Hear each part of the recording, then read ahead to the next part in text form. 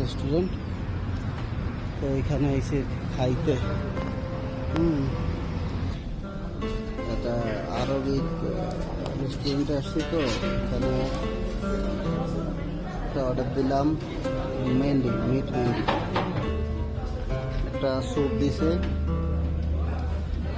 এটা হইতেছে গোলজার রান্না,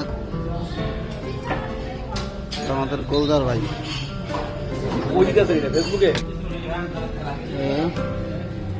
খাবার আসছে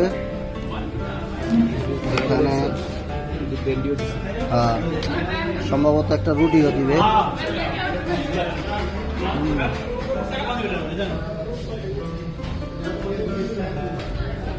এটার নাম হইতেছে মেন্ডি, মিট মেন্ডি।